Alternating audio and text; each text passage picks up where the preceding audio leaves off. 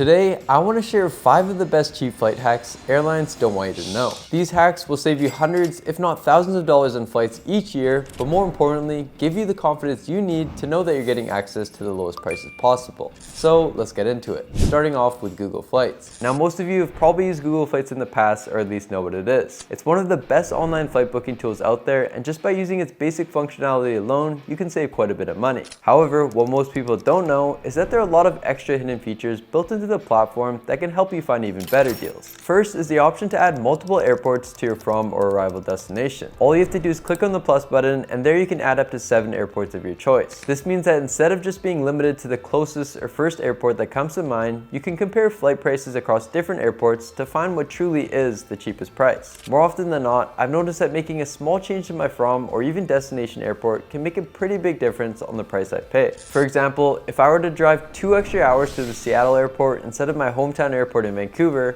I'd be saving more than $150 per ticket on a non-stop trip to Vegas. Now, while that doesn't sound like a crazy amount on its own, if you're traveling with family or a group of friends, these savings can really add up, or at least get you a few extra drinks. If you're not sure what airports are around you, you can also just search by destination rather than airport, and you'll get the same breakdown as searching for multiple airports. For example, typing in London as a destination on Google Flights will pull the data for all the London area airports instead of just one. Next is the calendar grid feature, which shows how prices will differ depending on the date you travel. I personally love this one because it works quite well even if your dates aren't super flexible. As you can see, just by changing my flight to Cancun by a day in advance, I'm saving $165, which again, if you're traveling with multiple people, that's a few $100s off the bat. And if you are more flexible with your travel dates, you'll see even bigger savings from the date grid by looking at starting your trip later or sometimes even earlier than you originally intended. But what if you're not exactly sure where you want to travel to just yet? Well, that's exactly where this next Google Flights feature comes into play, which won't just save you money, but will also help you plan out your next trip. It's called the Google Explore tool, and essentially, as long as you know rough travel dates, it'll recommend cheap destinations you can travel to. Just plug in your departure airport and literally type in anywhere as your destination, or if you want, you can narrow it down to a specific continent or country. You'll then get an interactive map which you can filter by price, and if you hate layovers like me, for the flight to be non-stop. For example, there's a non-stop flight to Cancun for $290, non-stop to Honolulu for $275,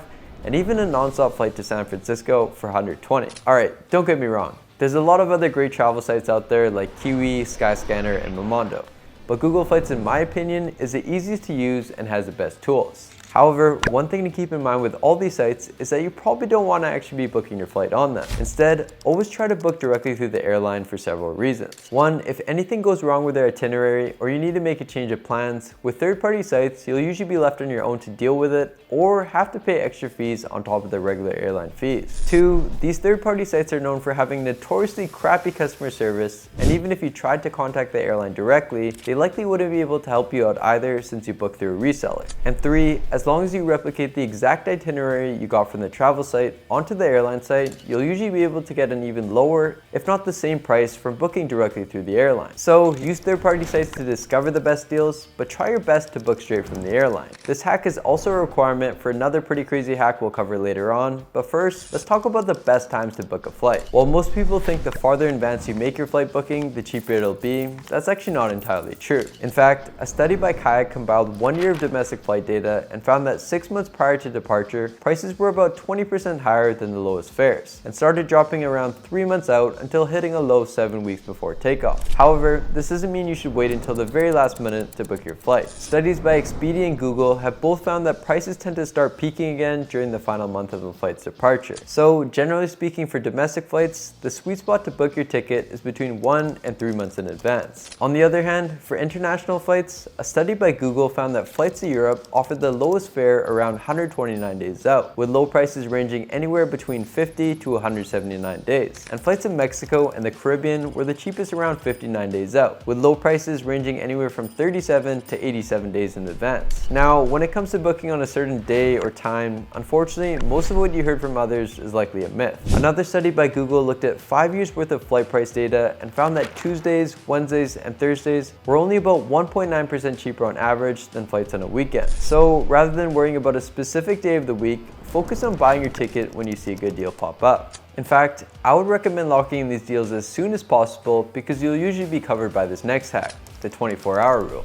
Basically, there's a regulation in the US that says airlines must offer either a free 24-hour price freeze or free 24-hour cancellation. This applies to all airlines, including non-US airlines, as long as you meet the following requirements, which are your flight must be to or from the US, booked directly through the airline, and the booking must be made at least 7 days in advance from the departure. The great thing about this rule is that it gives you the ability to lock in a cheap price right away without having to overthink it too much. For example, if I come across an amazing flight deal but not sure just yet whether the dates will work for me, I'll still go ahead and purchase the ticket on the spot, and then use the next 24 hours to decide whether or not I can actually make it. As long as you make sure to cancel within the 24 hours, you'll get your full money back, or even better, have locked in a really good price that could have otherwise disappeared. The only caveat with this rule is that there are a few airlines, including Qatar Airways and Turkish Airlines, that offer 24-hour holds instead of cancellation. This means you can hold the price for 24 hours, but once you pay, you're subject to any cancellation fees. So just double check the itinerary's fine print before confirming the deal to ensure you're covered. Speaking of good deals, one of the best deals for getting cheap flights doesn't actually involve using a fancy website or hidden rule. Instead, this next hack is as simple as choosing the right credit card. Most people don't take advantage of this enough, but there are tons of really good credit cards out there that will give you huge, and I mean huge, bonuses for just signing up in the first place. For example, I got an American Express card earlier last year, and as long as I spent $1,000 over the course of 3 months, I received a sign-up bonus of around $600 worth of flight points, which I happily used for my flight to Japan just a few months later. Now, this was just from one credit card.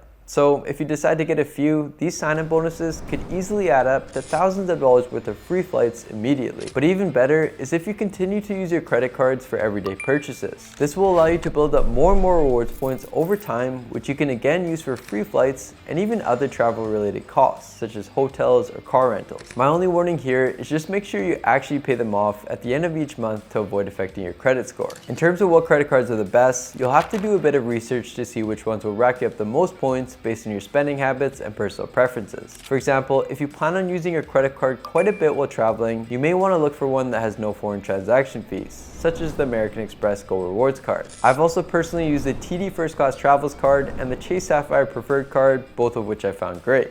Thanks so much for watching, and if you want to learn more money saving hacks, check out some of the other videos on my channel. Stay smart and see you next time.